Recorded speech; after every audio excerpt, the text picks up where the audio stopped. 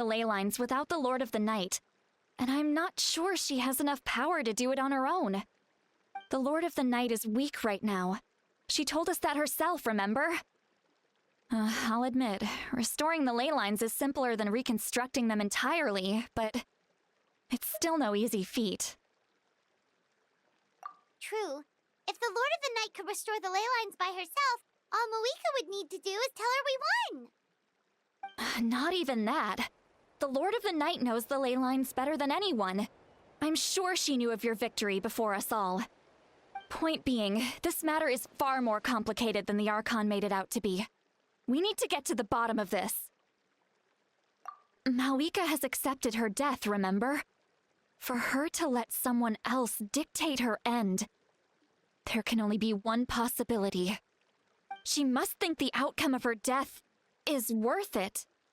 The moment Mawika used the Ruler of Death's power, death was demanded in return. Not necessarily as repayment for her aid, but as a rule. That means Mawika doesn't have to just sacrifice herself to the Ruler of Death. She can still use her death to get something in return. Then, let's get going! Where do you think she went? Could it be where we found the source mechanism? The Lord of the Night should now be able to appear anywhere in Natlan. What we need to know is where the Ruler of Death can be summoned.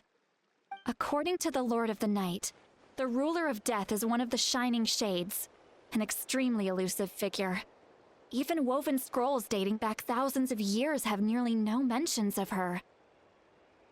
Right! Xbalanque created the rules of Natlan by borrowing power from the Ruler of Death. That means he's met her before! Wait, do you think Xbalanque could have met the Ruler of Death in Cinder City? The one they call... Ochkanatlan? It's very likely. After all, Ochkanatlan was built on the site of a previous dragon city. It's known as the first city of the Pyro Archon. Alright, then let's head over right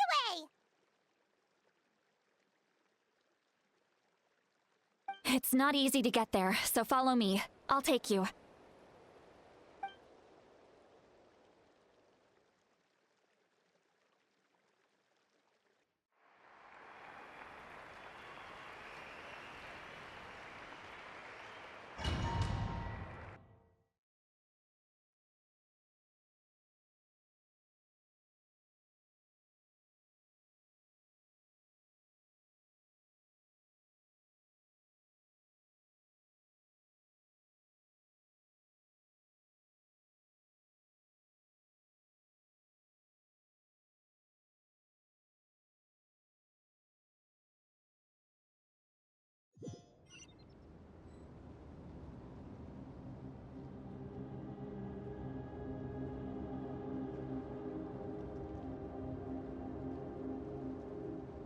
Man, this place really is hard to get to.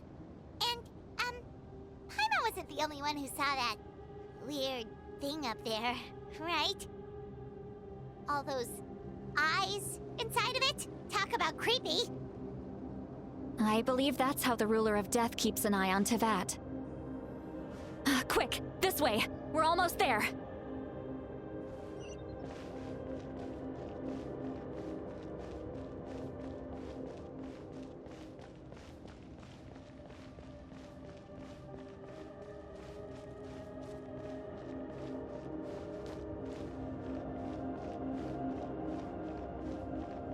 Look, it's Mawika!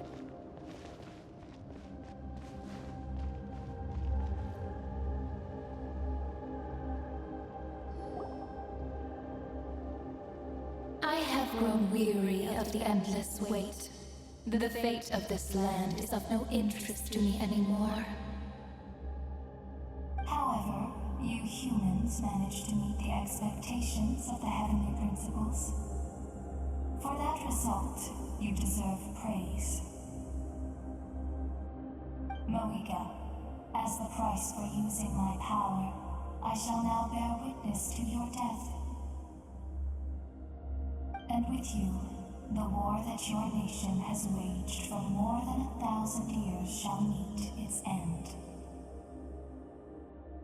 Mawika!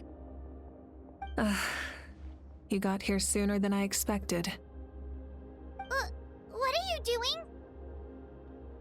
closing the final chapter on the plan that has consumed Natlan for 500... No, for the entirety of our history. We've eradicated the Abyss from Natlan, but its power remains in worlds beyond Teyvat, tremendous and unyielding. Only by completely restoring the Night Kingdom can we defend against its corrosion in the long run. But the architect of the Night Kingdom is near her end. She lacks the power for such a task. And worse still, if her life force is depleted, the rules of Natlan disappear along with her. We have no need for the Ode of Resurrection right now, but it remains Natlan's strongest defense should the Abyss return one day. So, you're planning to... Yes. My plan is to once again place my life within the sacred flame. 500 years ago, I gave my life for the chance to be reborn in this era. A chance to see all my plans to completion. And now, to sustain the Lord of the Night, I will give my life once more. I respect your decision, Malika. But this method requires an immense sacrifice. The flames of your life force are exceedingly strong. But a life sustained by fire is one destined to die out one day. What will you do then? I've thought about that. With the Abyss out of the picture for now, the Sacred Flame's power will be consumed at a much slower rate. My life force should be able to sustain it for another 200 or 300 years. Future Pyro-Archons will continue to seek new sources of fire. As long as Natlan's legacy endures, the Night Kingdom will survive, impervious to the Abyss. Once again, you place hope in the hands of the future. But the pilgrimage can replenish the power of the sacred flame. We can give it that meaning. Why shoulder this burden by yourself? Because I want the pilgrimage to change. The pilgrimage was an essential part of our struggle against the Abyss, a grand competition full of promise and glory. But it also chained our people to an inescapable destiny. Fear and anxiety have been our constant companions. We knew what the consequences would be if we laid down our arms. Morality left us with no other choice. And so, Natlan became the nation of war. This is where Xbalanque defeated the dragons and granted our people the liberation of their flesh. And now, in the same place, I have the chance to grant them the liberation of their spirit. There will be no war, only competition, one fueled by our dreams for the future rather than a desperate struggle for survival. A new future deserves a new meaning, a chance to take a definitive step forward. Very noble indeed. But what does any of this have to do with you? You speak of duty, but not yourself. In my eyes, Malika, you are not inherently special. A child of Natlan among countless others. Yes, the situation is urgent, and the ley lines must be restored right away. But it is too heavy a burden for you to shoulder alone. That is where we differ, Lord of the Night. You see all humans as the same, but I understand what it means to be a leader. A leader is swift and decisive in the face of reality. Someone capable of making the right choice even when there are no good options on the table. Sacrificing the remainder of my life to help Natlan overcome this crisis. That is the right choice. After all, leadership is built on the trust of ordinary people. Without them, there is no Archon. The people look to their leader to make the world a better place and stand up for them when it counts. For that reason, I must see my duty through to the very end. But what about you, Malika? You still haven't talked about what you want. Is it that unimportant to you? It's not important, Citlali. There is nothing more important than protecting the future we built together.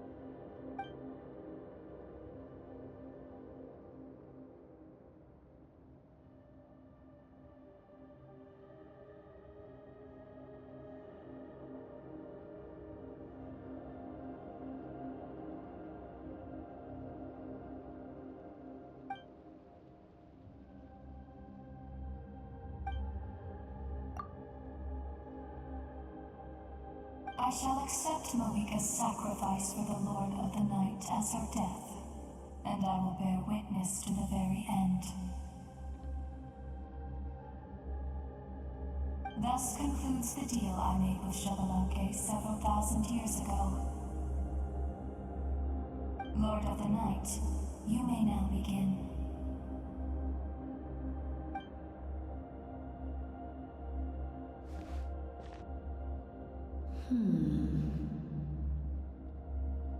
What are you waiting for? There is another who wishes to take part in the ceremony. And I cannot disregard their intentions. I must wait for them to arrive. Another? I was to bear witness to a death, and now the situation is increasingly tenuous. If the life of this second individual fails to meet my requirements, I fear I may lose my patience. Rest assured, his life will hold equal value. I am the helper of humanity, and I must always place their demands first, no matter who the human may be. Cumbersome. But there is nothing to be done. Such is the duty of an angel. Wait, this feeling. We made it.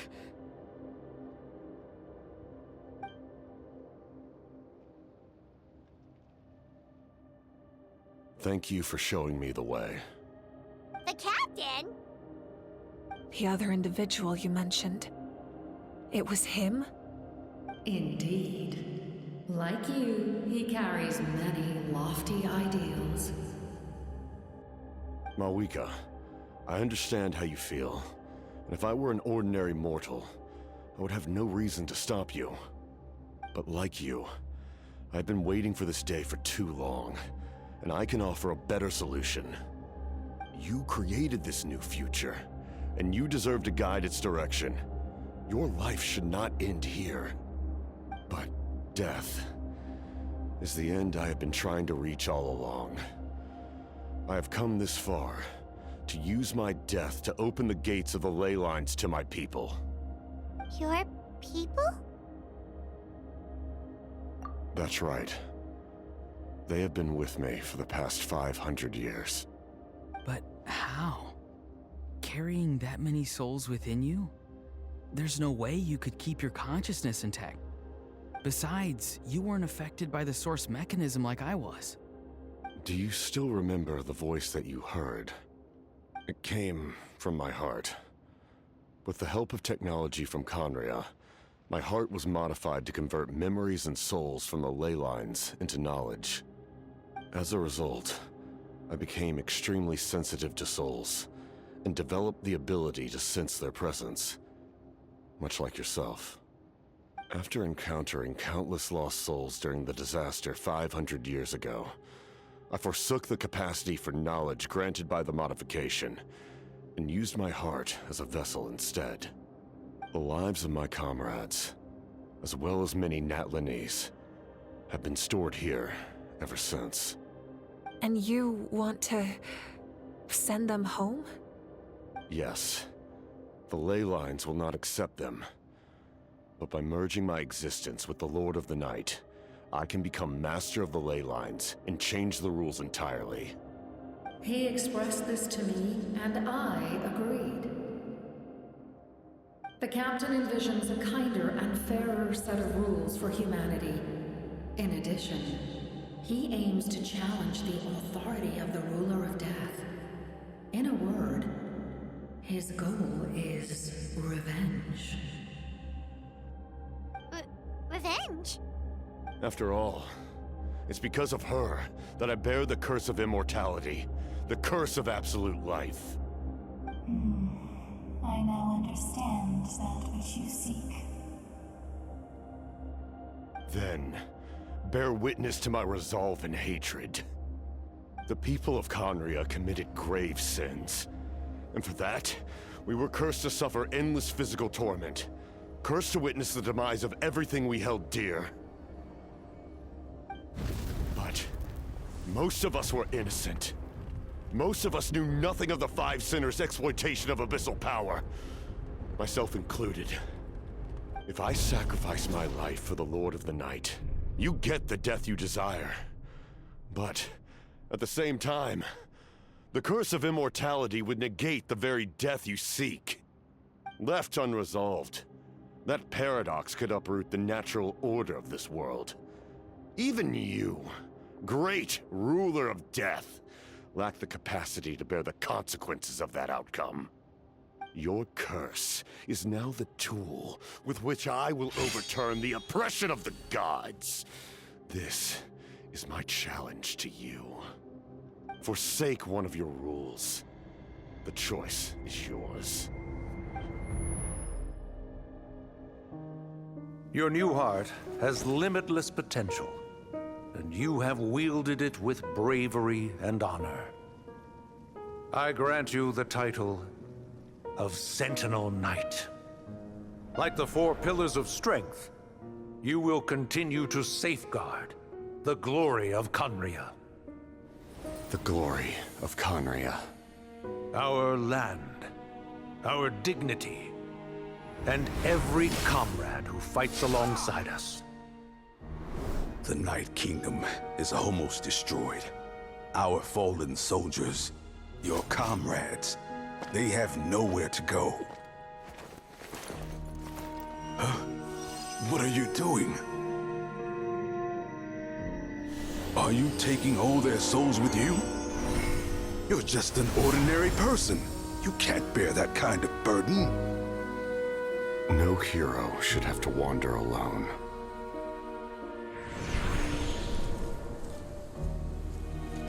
The curse of immortality.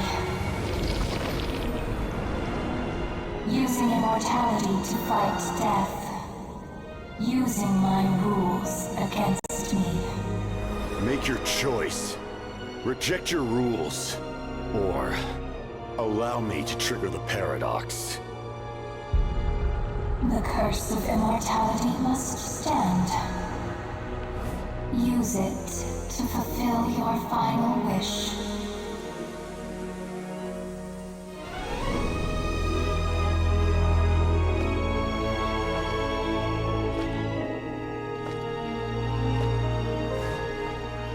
Well fought, my lord. Thank you for everything.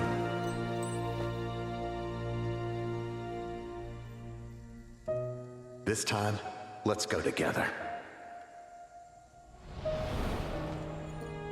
Yes. Let's go together.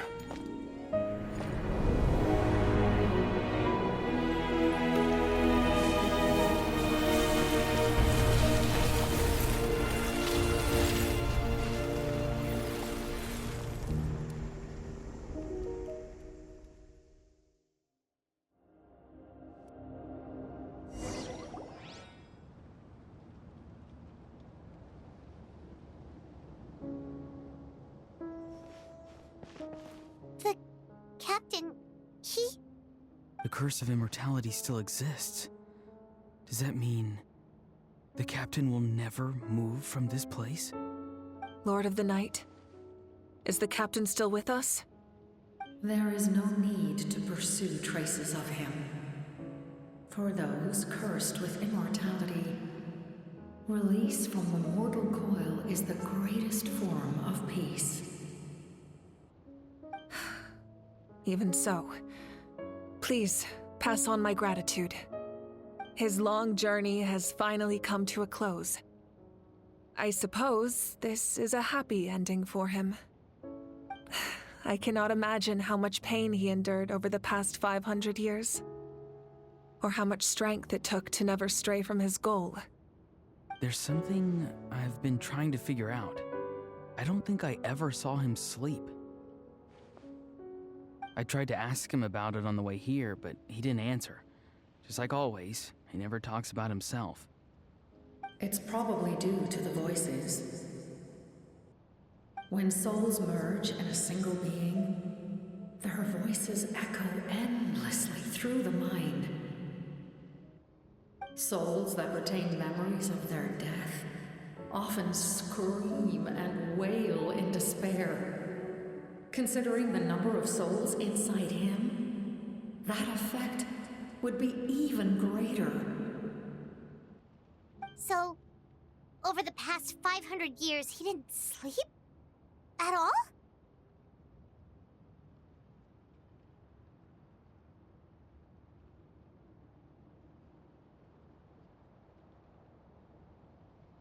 Without experiencing the curse of immortality, we will never truly know his agony.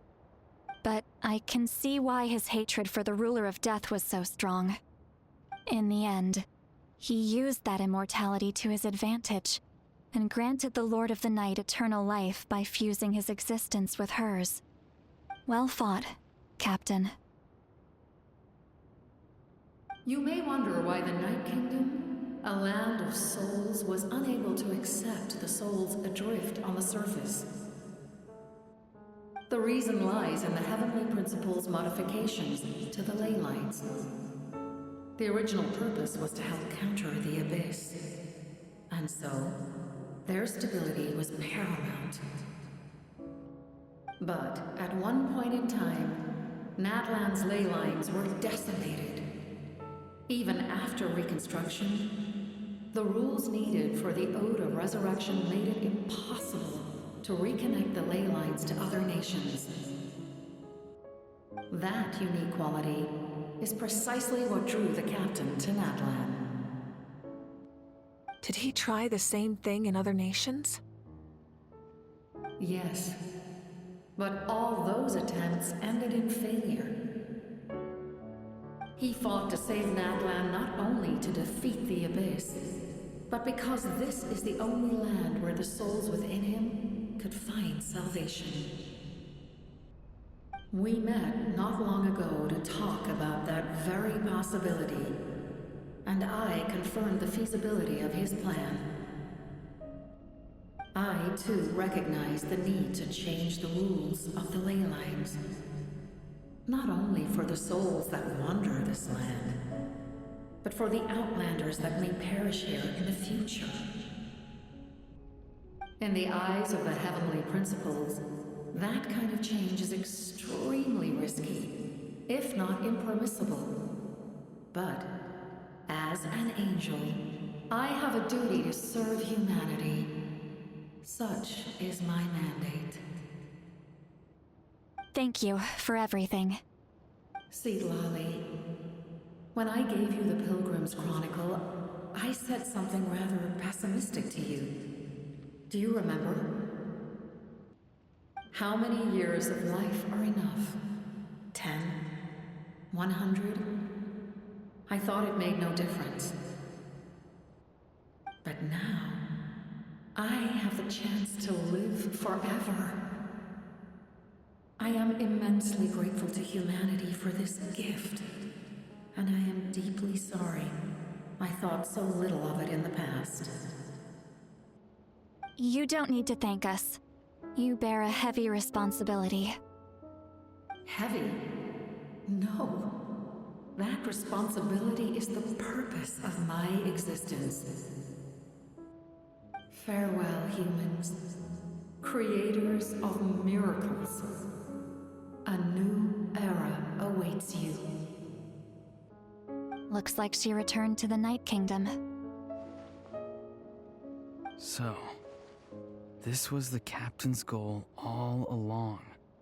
He fought to the end for all those souls and challenged the rules of the world in the process. He was an outstanding warrior. He took on a burden that was meant for me, and even brought about a better outcome. It would seem I lost this duel. He was right. Natlan needs a leader to guide its future.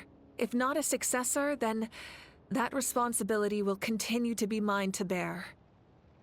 But for now, let us pay our final respects to this fallen hero.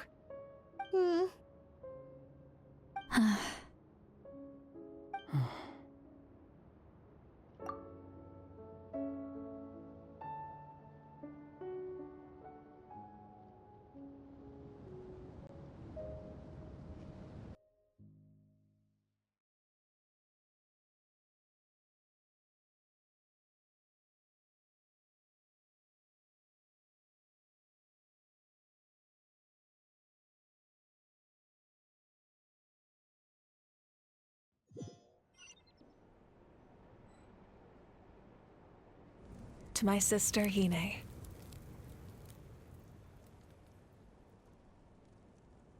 I know all that remains in the Night Kingdom is your memory, but I still wanted to write a short letter to tell you about the situation after the war. After countless partings and farewells, Natlan has finally entered an era of peace. The pilgrimage is still a popular tournament, but now its only purpose is to showcase the thrill of competition, rather than select warriors for war. Our cultural legacy is not rooted in our suffering. In this era of peace, Natlan's fire will burn brighter than ever. With the restoration of the Night Kingdom, our people are now free to leave our borders, and many have set their sights on the wonders of Tibet. I'm sure many exciting and eye-opening adventures await them. And although our battle scars will fade, the stories of our heroes will never be forgotten. When a new you returns to this land one day, I know you'll recognize the significance of this war and all we lost. The land we love has not been destroyed, but grows stronger by the day. I will forever be grateful that I got to see you again. And when the flames deliver this letter to you, I hope you know how much I miss you. I actually got the chance to finish this painting. And not a moment too soon. It's time to bid farewell to all the fallen.